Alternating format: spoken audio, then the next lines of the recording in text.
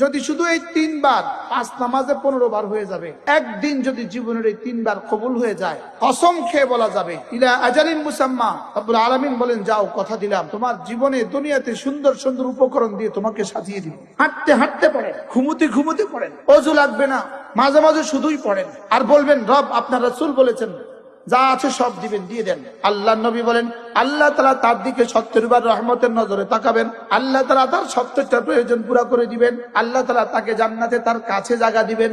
এই সূরা রব্বে কারীমের কাছে দরখাস্তের সূরা, এটা পড়লে এর মধ্যে যা আছে রব সব দিয়ে দেয়। আপনার উম্মত এই সূরা থেকে কখনো পড়বে না ইল্লা, তবে যখনই পড়ে তাকে দিয়ে দেওয়া হবে। নিঃশ্বাসে নিঃশ্বাসে পড়ে এটার মধ্যে কি কি আছে রব হেদায়েত দিয়ে দেন। এটার মধ্যে কি কি আছে রব নবীদের সাথে হাসর করেন।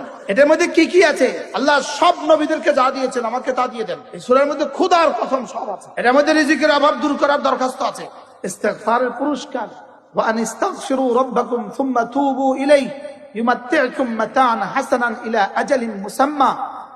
তোমরা যদি ইস্তিগফার করো সুস্থতার জীবন তোমাদেরকে উপহার দিব, দারিদ্রতা মুক্ত জীবন উপহার দিব, মুসিবত মুক্ত জীবন উপহার দিব, তোমাদের স্বাধীনতাকে অখণ্ড রাখবো। সুবহানাল্লাহ। ইউমাত্তিউকুম মাতাআন হাসানা, পৃথিবীর যে কোনো ভালো কিছু দিয়ে তরজমা করবেন, এই আয়াত বলবে হ্যাঁ তোমার তরজমা যথার্থ হয়েছে। তাহলে নামাজ পড়ে কি পড়বো?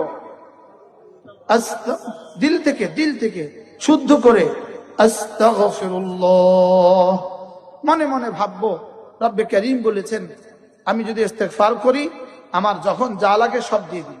এজন্য আমি নামাজের পরেও ইস্তিগফার করছি। নামাজের মতো দামি কাজের পরে আমি ইস্তিগফার করছি, মানে আমি আমার যা লাগে সব চেয়ে নিচ্ছি। আল্লাহ তাআলা বলেন ওয়া আনিস্তাগফিরু রাব্বাকুম সুম্মা তুবু ইলাইহি।